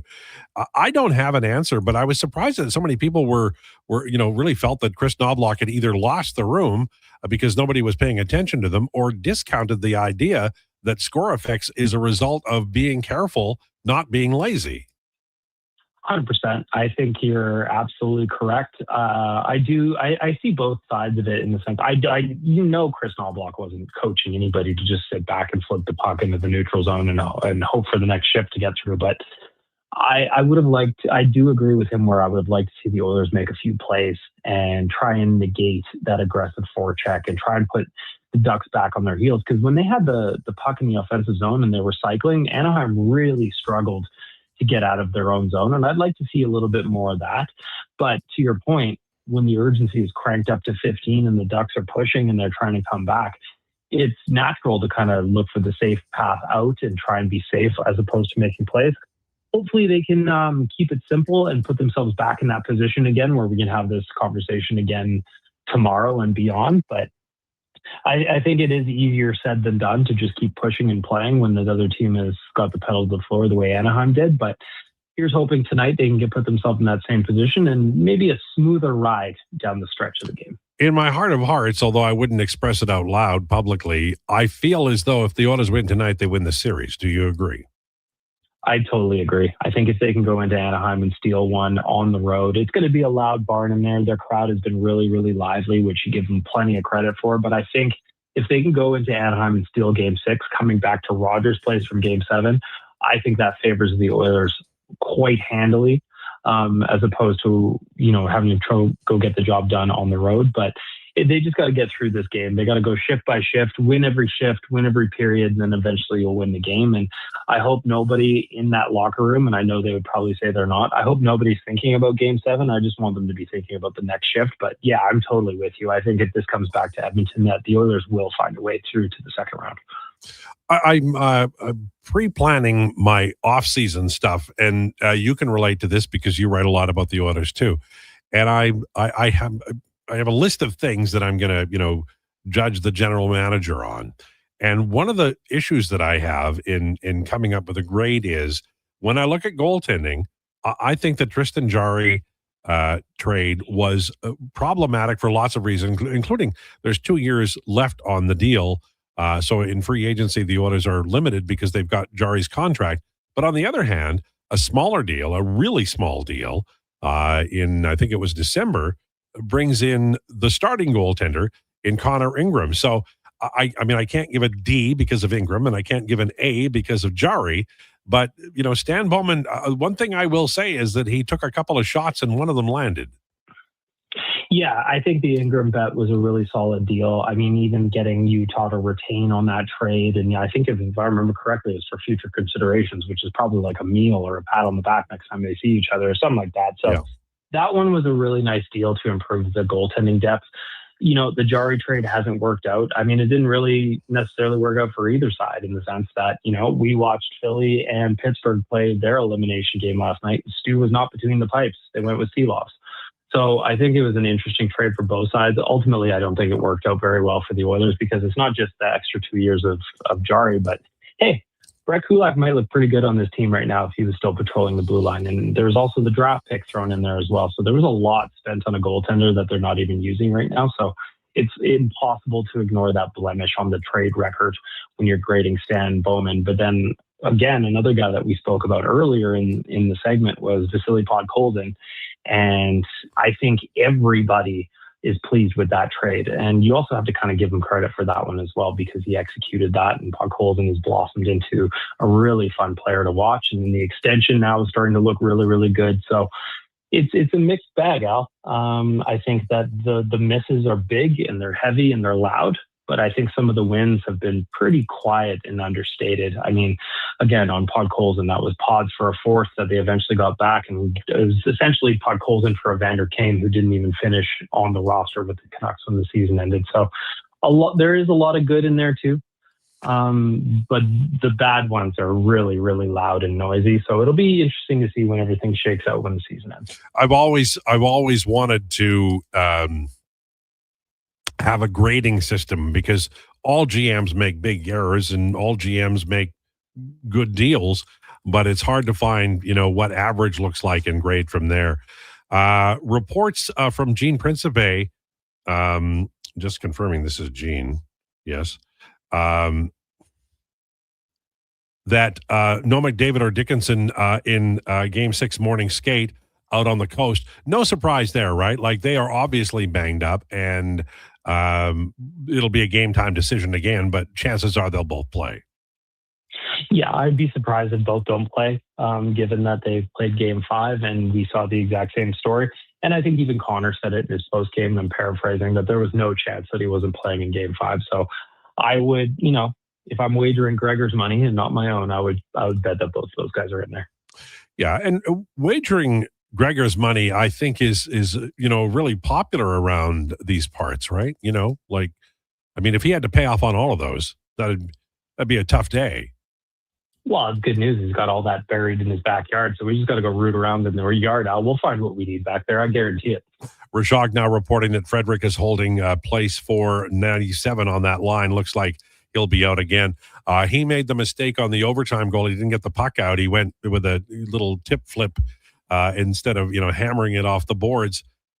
Small plays. Jordan Eberle made a similar one years ago and ended up getting traded that summer. It's a harsh reality that everything is under a lens right now. And Josh Szymanski's also kind of suffered a similar fate in that he's not playing as key a role as he was before taking a couple of penalties. On the other hand, I've been very pleased by Jake Wallman's efforts recently. He's a veteran who's had injury issues this year. He's looked pretty good and pretty mobile here lately. Yeah, he's looked really good in the playoffs, and man, if we needed it. He didn't have a great season, obviously. He battled a lot of injuries, and I think that probably led to some of the inconsistencies in his play. But so far in the playoffs, he's moving the puck well, he's defending well, he's getting shots on net. I've really, really been pleased with Jake Wallman. And in a game like tonight, I also wouldn't be surprised if we see a goal from a guy like Jake Wallman, who's been playing well and maybe right on the edge of getting something done. But he's been really, really solid. I like to see where their minutes are at with him. They're not asking him to do too much, but he's been effective when he's out there. So Jake Wallman's been a really, really positive story so far in the playoffs, as is a guy like Kasperi Kapanen, who's been playing so well all playoffs long. So there are some good stories here, and we're going to need those guys to pull out a Game 6 win and push this thing to 7. So this has been an ups and down, topsy-turvy playoff against Anaheim. How is Frank doing? Frank is now through 5 games. He's 3-2, so he is ahead. So he's doing quite well. He was very bullish on the Oilers in Game 5, and they came through for him. So I know he's excited to make a pick tonight. I know he's looking forward to Game 6, and he wants to keep that winning record going into the playoffs. So a lot of work left to do, a lot of studying to do before Frank's picks comes out a little bit later this afternoon. But he's in good spirits. He's on a little bit of a roll because he also picked the Ducks in Game 4. So I think that Frank's in a great spot, and I'm looking forward to seeing who he picks today. All right. Enjoy the game. Thank you, sir. Appreciate it. Thanks, Tom. There you go. Bag Milk. Next Thursday, when we talk to him, we'll be talking about a brand new series and all kinds of troubles that the Oilers are having with the goaltending and the penalty kill and the power play. I'll tell you what's this is better than talking about the draft. I have been on the air for a long time, talking about hockey since 09 maybe. So that's 16 years, 15, 16, 17 years. And I've written about the Oilers daily since 2003. This is better. And every once in a while I'll look through my archives and I'm talking about the Donner Party and the Gales of November. This is a much better time to be an Edmonton Oilers fan than a big game tonight. We will tell you, Jason Gregor is coming up at 2:00 today. He'll continue the pregame show, and lines and pairings are just trickling in here. As I mentioned, it looks like Frederick is in for McDavid in practice. Now, McDavid and Dickinson aren't at practice, but they likely will be. And we'll get you updated. Also, there's the recall list we should see today of Condors who are being called up to the big team. That should be on the way here in 2 Shakes of a Lamb's Tail as well.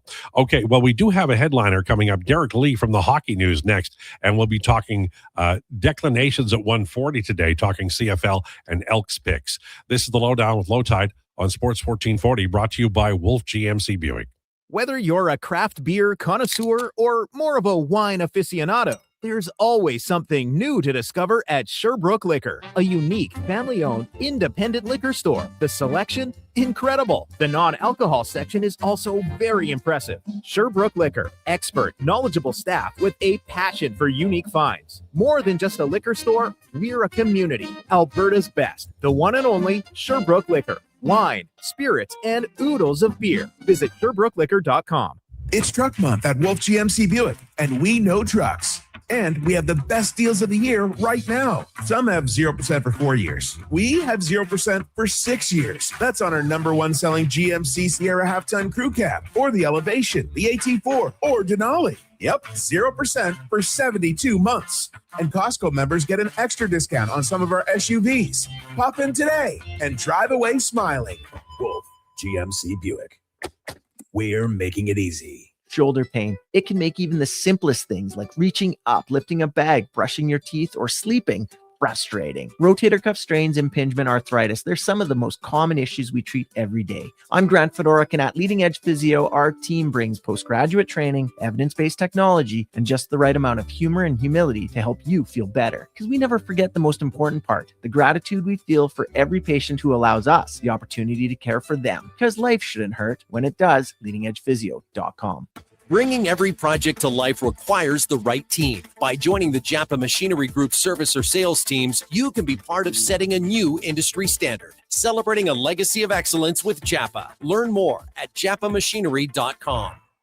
It's playoff time, and we've got a lot to talk about. This is Andrew Walker on Edmonton Sports Leader, Sports 1440. Tune in after every Edmonton playoff game for the Legacy Heating and Cooling postgame show. Visit the experts at legacyheating.ca.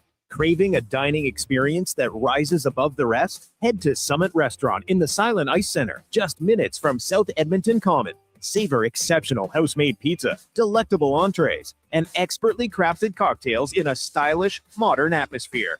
Perfect for a casual meal or a special night out. Summit offers a refined experience where every bite and sip reflects our dedication to quality. Elevate your dining experience. Make Summit Restaurant your destination tonight. Your protein drink should work as hard as you do. That's why Booster Juice is hitting the gym harder than ever, brother. Meet your new gym buddies, the Way Too Good and Green Gains Booster Mixers. 2 new rich and refreshing menu options that bench some serious protein. Perfect for pre or post workout. Way Too Good and Green Gains Booster Mixers taste like a motivation. So what are you waiting for? Let's go! Booster Juice.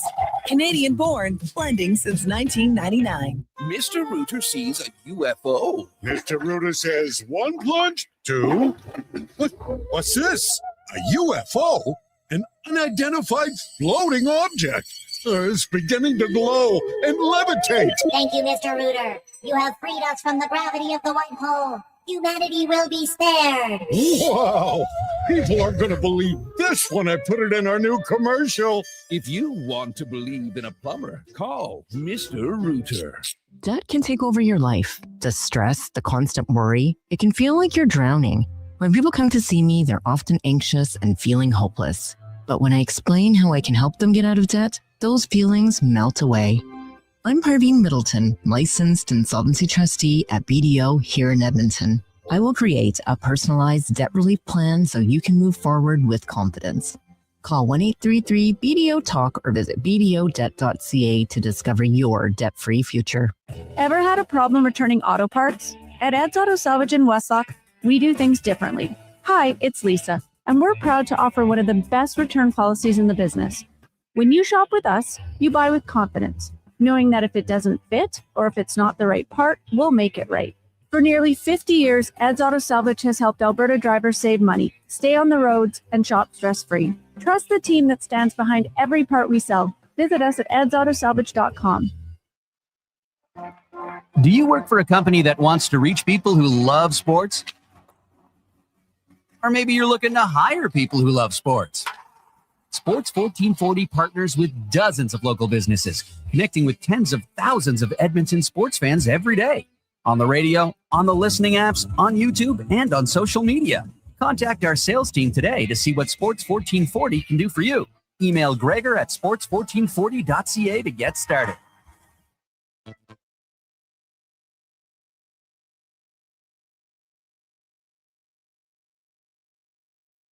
Here's the Lowdown with Lowetide on Sports 1440. Presented by Wolf GMC Buick. We're making it easy. WolfGMCBuick.com.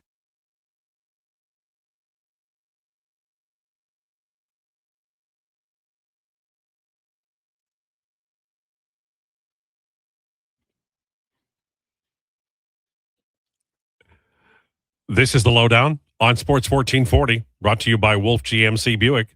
It's truck month. Check them out, wolfgmcbuick.com. 20 after 1, hanging out, enjoying ourselves, having a good time. Declinations straight ahead at 1:40 today. We are just ahead of our headliner of the day, Derek Lee from the Hockey News. Playoff season is here. The last thing you need is debt stealing the thrill. A free consultation with local Faber licensed insolvency trustee could be the turning point. Visit faber.ca.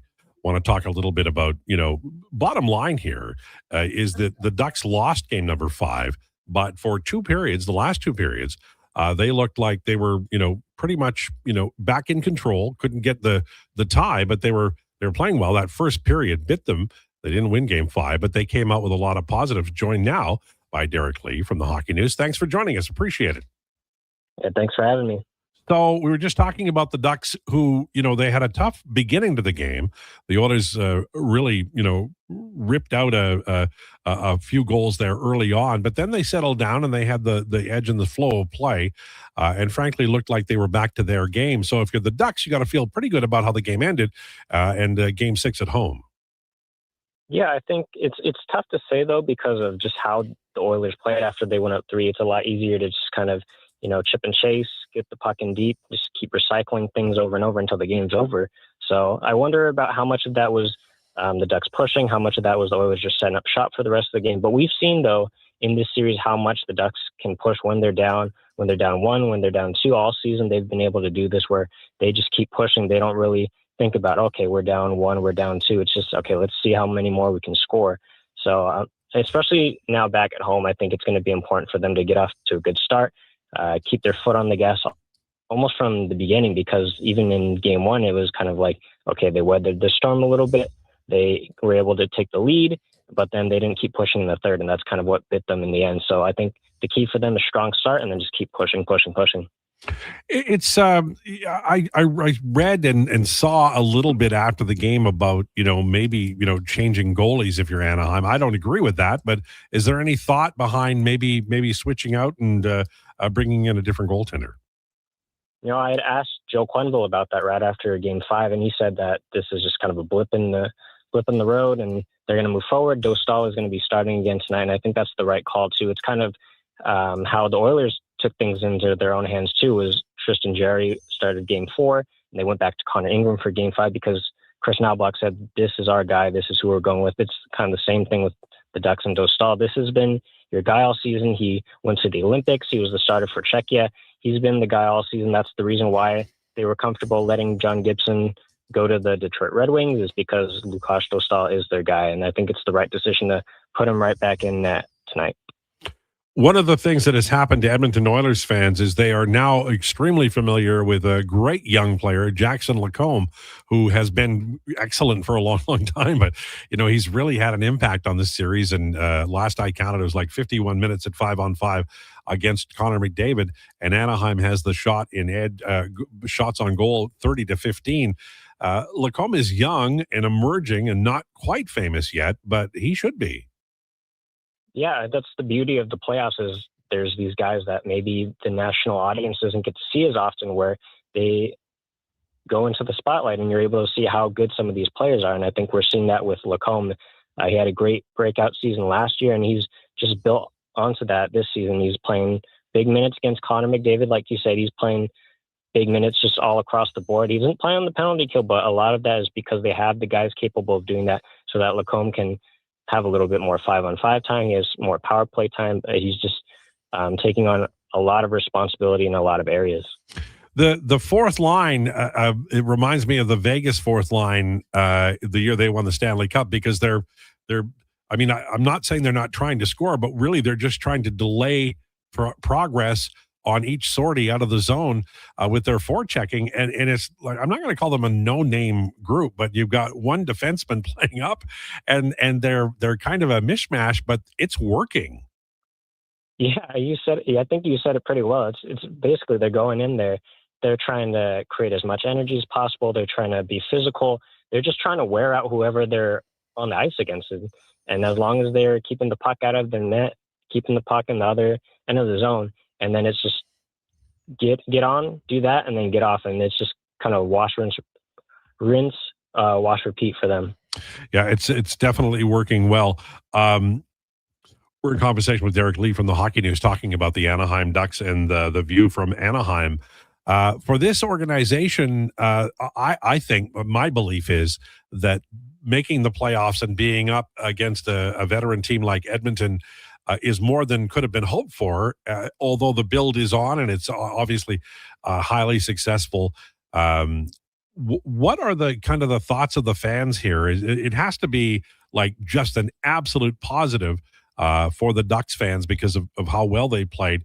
But there might be a little bit of doubt creeping into the conversation because of Game 5. Yeah, I think I look at it as two ways. There was the expectation of, okay, let's see if they're going to make the playoffs or not. And then once they did, and once they had already, early on, they had been in first in the division. So it kind of set that upper echelon of more expectations. And so that last 10 game run or so where they went 2-6-2, I think a lot of people are kind of worried about, okay, they're not having the best finish to the regular season. How are they going to do once they get to the playoffs? And I think they've kind of silenced that notion a little bit. I think Game 5 did concern a lot of people of, okay, can they close it out now? Are they able to not kind of show what they were showing in the last 10 games? Can they keep their foot on the gas, like I said? And so I think a lot of people were pretty, I don't want to say scared, but they were definitely concerned after Game 5 of how quickly the Oilers got off to a start and how much the Ducks weren't able to kind of match that from the get-go. I'm always interested in coverage. I know that in the Los Angeles area, high school sports, track and field, all of those things that high school kids do in terms of sport, they are front and center. College game is very big, obviously, and sometimes the NHL gets put aside a little bit. I know there are high expectations for the Kings, and I'm just wondering, in the pecking order of Southern California sports franchises, are the Ducks moving up, or are they still the maybe the little brother to the LA Kings? Well, I think they're starting to move up a little bit. The last several years, the Ducks haven't been very good, and so a lot of the coverage went towards the Kings because they were perennial playoff contenders. But I think maybe we're starting to see a little bit changing of the guard. Kopitar is retired now for the Kings. It's kind of a question of which way they want to go in, whereas the Ducks, they made the playoffs for the first time in 8 years.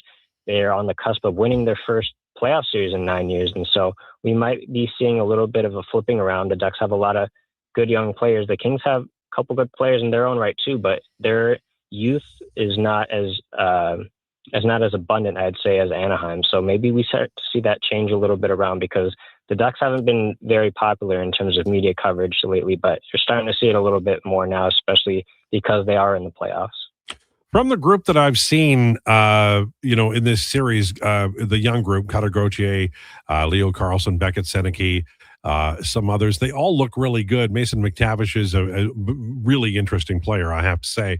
In your opinion, in watching them all year, is it still to be determined who the de facto leader of this team is, or has Carlson emerged as that guy? I would say he's definitely starting to emerge as that guy. A lot of things have been made about, oh yeah, he has a stutter, he has a speech impediment, but I think he's really worked hard on that to fight through it, I guess you could say, and be kind of a role model for people with that same kind of speech impediment. I think Cutter Gauthier has also emerged pretty well as a guy that he gives a lot of great quotes. He's pretty even keeled when it comes to assessing what they need to do better, what they've done well. And then Seneca, he's still pretty young. It's only his first year in the NHL. I think a lot of people are forgetting that just because of how well he played this season. But I think Carlson is at the top of that. I think he's probably going to be the future captain of the team. And you also got guys like Lacombe, who's a little bit older, but are also kind of being leaned on to be part of that young leadership group. So we have McDavid and Dickinson on the Edmonton side, not on the ice today for practice. The expectation is that they will play tonight, as they did the other night. But from the Anaheim side, any injuries of note and questions in terms of who might play? Well, Troy Terry's kind of been the same in where he hasn't been skating in the mornings of game days, but he'll be in tonight. Radko Gudas is still out with the lower body that he's missed the last it will be last 5 games after tonight, so he's not going to be in. But everything else will be the same from last game. Thanks so much for this, Derek Lee. We really appreciate your time. Enjoy the game. Thank you. Thanks for having me. Derek Lee from the Hockey News. Very informative young man. And we're assuming that Jason Krueger will have him as a guest in a couple hours. No? It happens, man. I'm telling you. It does. Would you say, Declan, you've booked shows, the morning show, you've booked the afternoon show, you've booked this show. This is the hardest one, right? Because people are between and they're kind of doing their work during this show, right? Yes. Yeah. Not using that as like a get out of jail free No. card, but no, you are absolutely correct. Yeah. This time slot, for sure, the toughest to book. Right. And that's why sometimes when we don't book a guest, it's because we, number one, often we'll book a guest and they're running from one thing to the other. And I don't think that's fair to them.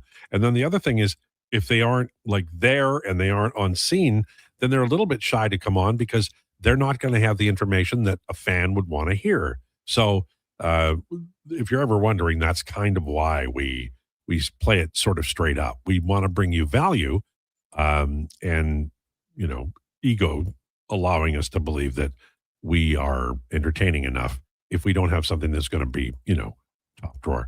Northside Lowetide, you just chastised me on Monday. Do I chastise? Mm-hmm. Okay. Chastised me on Monday for saying that Nurse's contract needs to go from a fiscal, not a player perspective. Now you say Nurse will likely be gone. Okay, 2 things. Number one, I said Nurse might be gone because it was in conversation at the deadline, and then Elliot Friedman said it was also a conversation last summer. So that's two times that Nurse has been in conversation. And this year is the final year before his contract eases. But you parsed it very well when you said you chastised me on Monday for saying Nurse's contract needs to go from a fiscal perspective. Okay? And I think you misunderstood what I said. I asked a question in regard to NHL teams spending to the cap when it goes way up. I am not in any way suggesting that Daryl Cates won't spend to the cap. I believe he will. And when they're rebuilding, maybe he won't spend to the cap. But I think Cates has been straight up in terms of he'll spend to the cap if needed, no problem at all. So this, for me, isn't a fiscal Darnell Nurse trade. This is more a deployment on how do you feel about having Darnell Nurse on your team next year kind of trade.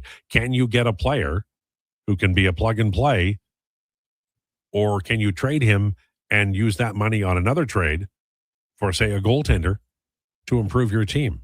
That's the conversation that Stan Bowman's having right now. But from the fiscal point of view, if they trade Darnell Nurse, I almost guarantee you they're going to be bringing somebody in or 2 people in who will be the same dollar amount. They're not going sideways that way. No way.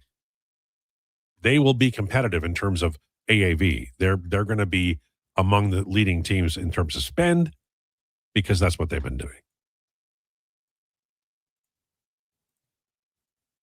Really disappointed in, this is from yesterday, Jordan, really disappointed in the amount of these so-called fans giving up on the Oilers. I don't think people have given up on the Oilers. I really don't. I think people are shocked a little bit that they're in this situation. I think they are willing to, have this season end in disappointment if it means they can rebuild and reload more successfully. I think this was always a year of investment of young players. And my goodness, Vasily Podkolzin, Matt Savoy, Colton Dock, I'll include Ty Emberson. I think they've always all progressed. And there's some great progress going down in the minor leagues. Guys like Ike Howard and Damian Carfagna and in goal with Connor Unger and Samuel Johnson. There's been real progress in the organization. I don't know how it's all going to play out because some of these cats are going to be traded. That's a fact, right? LT, I didn't like the O'Reilly for Howard trade. Got rid of a big future Dickinson for a small forward who gets lost at the NHL level from the rig. Well, I have people who watch the AHL games who are far more, I'm a numbers guy. I'll tell you the numbers and I'll write around it in a flowery way. But there are people who actually are, invested in observing these players in the AHL, and they're telling me that Ike Howard has improved, and he's taken on more, of the chores. So your memory has Ike Howard as being a player who shoots the zone and isn't ready for the NHL. Let's see how that works out in the fall if he's still here. And again, trades can happen. I still love you, LT, from Northside Lou. I love you too, Northside Lou. Some of the best times I've had in this city from the North Side. Is Beverly Crest considered North Side? I couldn't even tell you where that is. So the Beverly area. Yeah, I don't know where that is. Northwood Mall, Northgate Mall. He's not from here. Well, I'm from Sherwood Park. Northgate. Yeah, sure. Why not? Were you asking if Beverly's considered North Side? Yeah. Oh, definitely. Yeah. Definitely. Yeah. I never know. I mean, I'm not from here, but I think it is. You definitely live closer to that area. Yeah. Anything north of the river. The good times there. Anything north of the river. That's Have North you ever Side, been to O2's or Oz? Have you ever been there? Good time. No, I drove by there yesterday, though. Yeah. Did you? Yeah. Good time. There was a Zellers there. I had a rocking good time there a few times. So what is now a Safeway in the Sherwood Park Mall was a Target, and before that it was a Zellers. Yeah. Maybe the Indigo.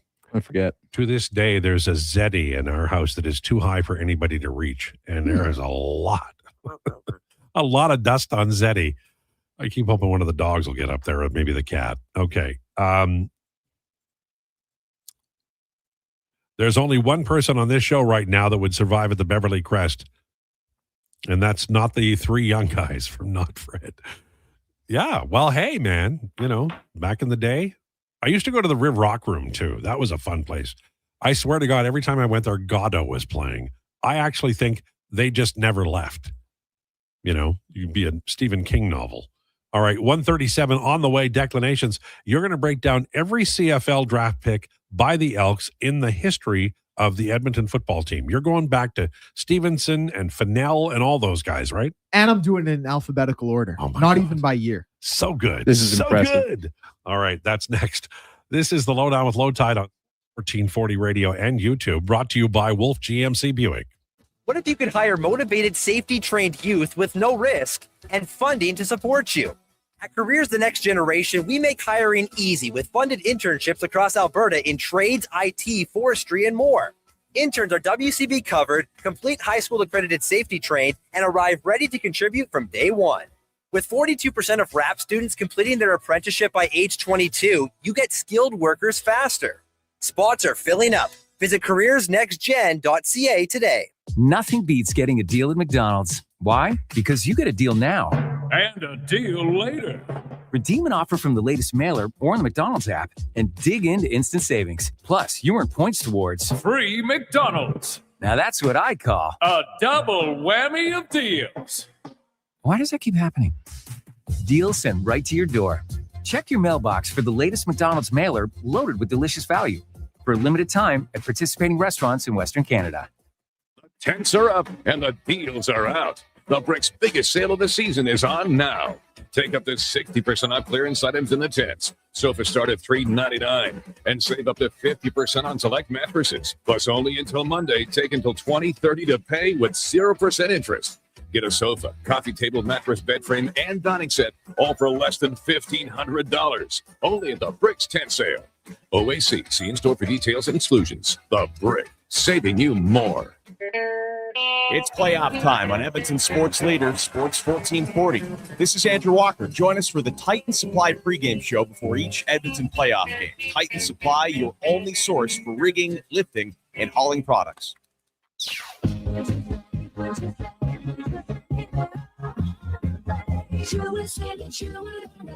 Sherwood Honda is home of the GOAT. That's their greatest offer all time. And they have plenty of pre-owned GOATs that they got on a trade. Every used vehicle they sell goes through a 182-point inspection and comes with a vehicle history report. Because peace of mind is an essential part of getting your GOAT. And Sherwood Honda sure would want you to buy with complete confidence.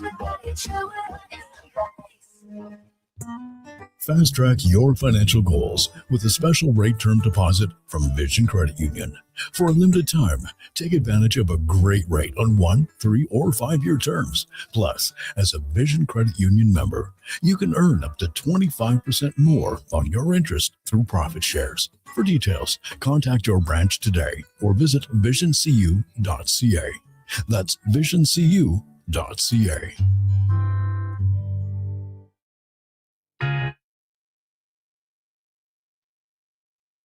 You need the lowdown? It's with Lowetide right now on Sports 1440. Presented by Wolf GMC Buick. We're making it easy. WolfGMCBuick.com.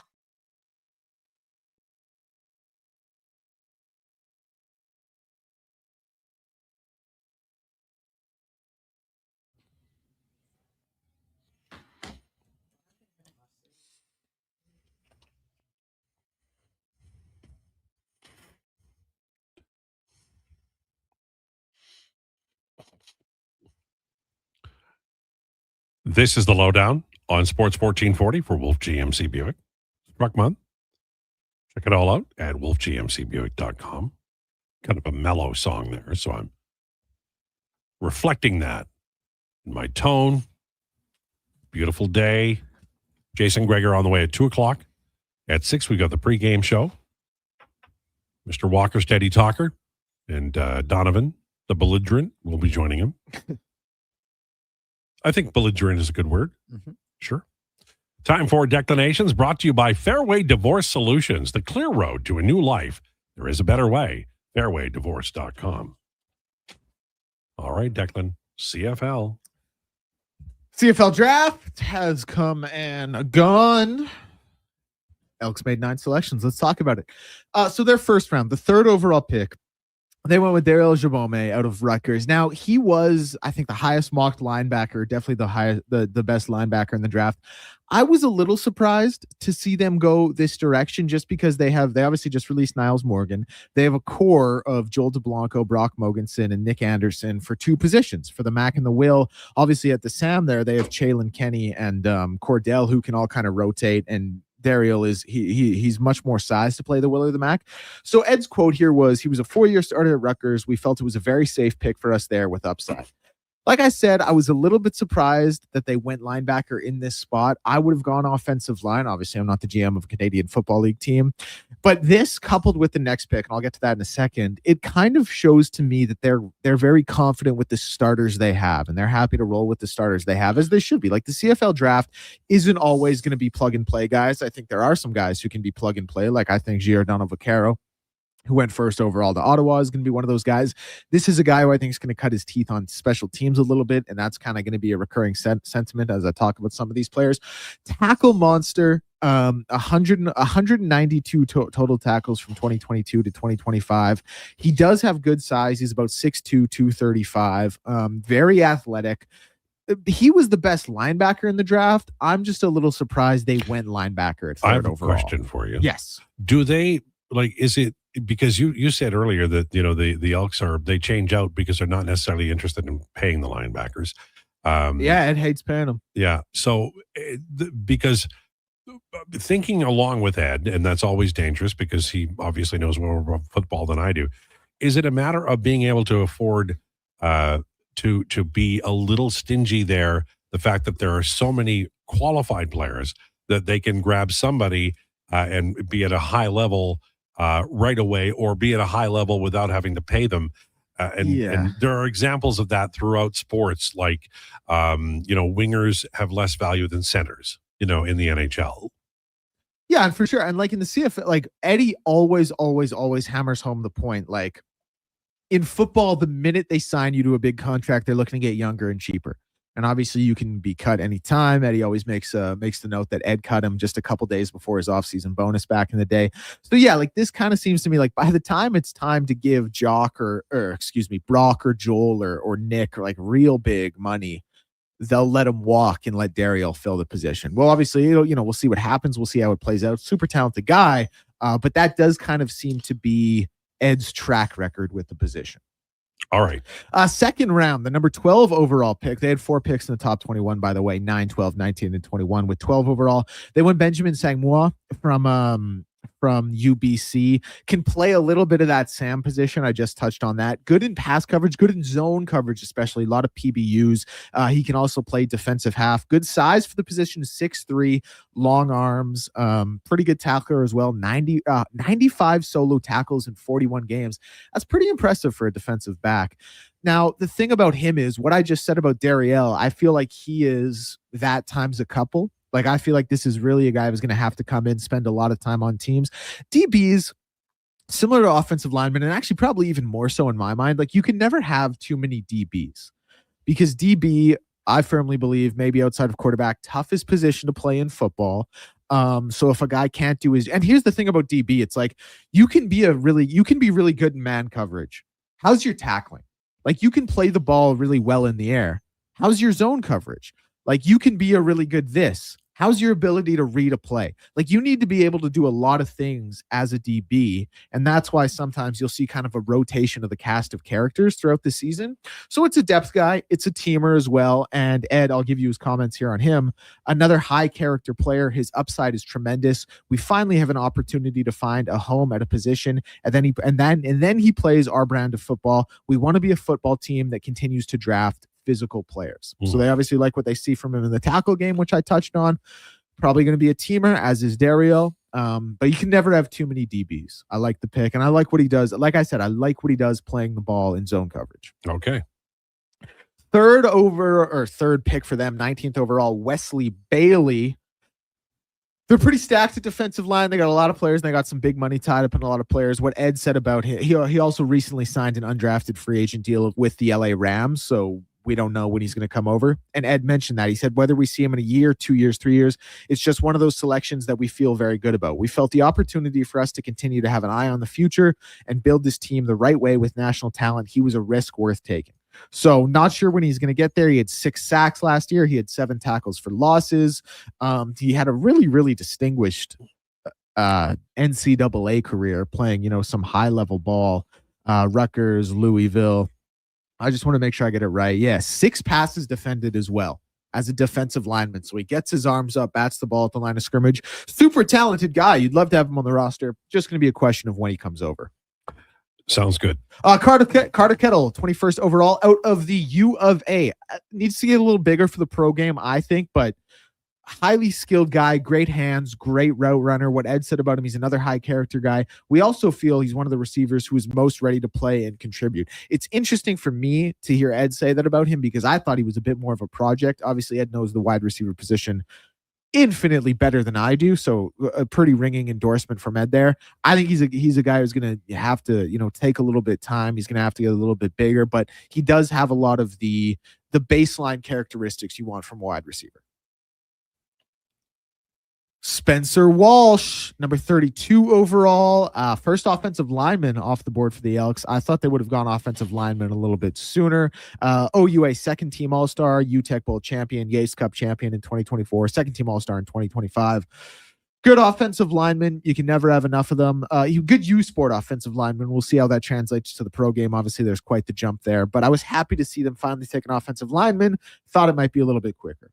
They took Justin Pace at 35th overall. How about this? I talk about Daryl Jabome being a tackle monster. In 42 games over 4 seasons, he had 232 tackles. Like, that's pretty impressive stuff. Now, he's not always getting in there for TFLs. He's not always getting in there for sacks, but a guy who can have a tackle rate that high in 4 years, very impressive.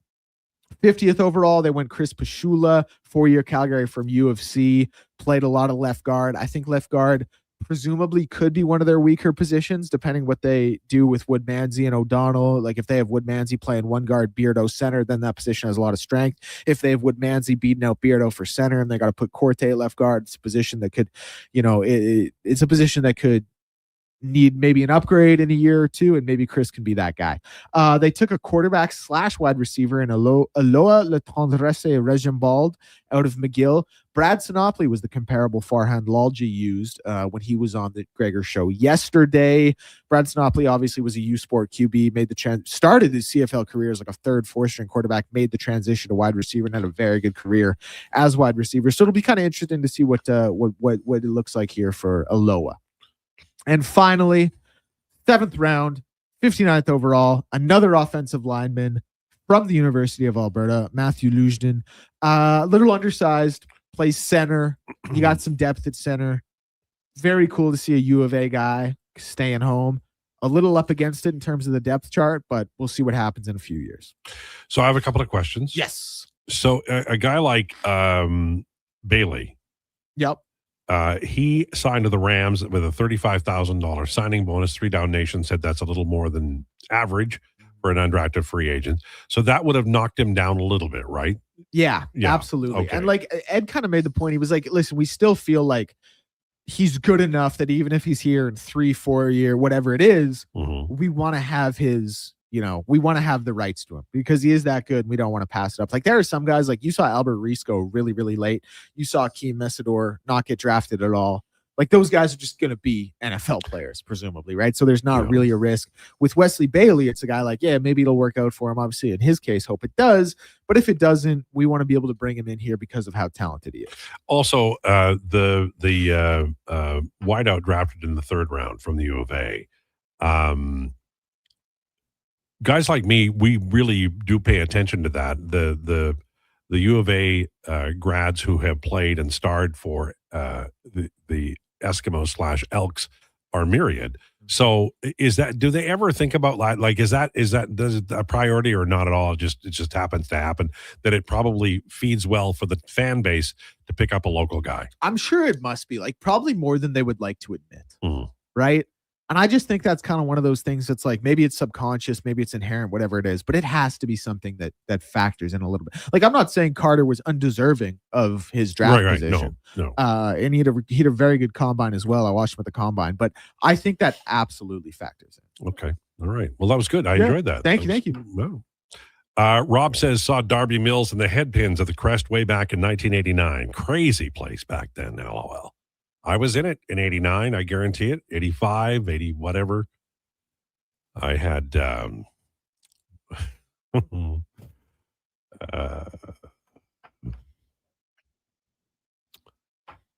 I had some times. There was, when you're young, yeah. We were all young. I still am. We still have times where, maybe the next day, not entirely impressed with the performance you put on the night before or don't remember. One thing I'm very happy for, and I mean this sincerely, is that there were no phones with cameras back in the day. Yeah. Hey, honestly, like that doesn't really factor in for me that much because I'm not a big picture taker and it doesn't really factor in for my friends either. No, but people might be taking pictures of you. But, well, if anyone's taking pictures of me, I must have done something very wrong. Or they've spotted local celebrity Josh Fenwick. Did we get any more followers for you? Probably not. That's okay. Like, it's not okay. We'll get there. Hey, it's my ex-anniversary. Celebrate with a special post created just for you. Interesting. I joined 7 years ago. Well, if you tweet that out, I'll retweet it, and then maybe you'll get some followers. That's okay. My dad was a bouncer at the Beverly Crest, born and raised in the North Side, Greater Manjay. Now, if you were a bouncer, then you had some strength. Well, that was a nice trip down memory lane. All right. Thanks so much for tuning in. Jason Krueger is on the way. He'll help tee up the big game tonight. Massive game for the Edmonton Oilers. Have your lines, have your recalls. And, of course, we have Andrew Walker at 6 o'clock with the pregame, postgame after the Oilers and the Ducks. Thanks so much for tuning into the Lowdown. Tomorrow we bring back Steve Lansky, and we'll have much, much more. Please enjoy your day.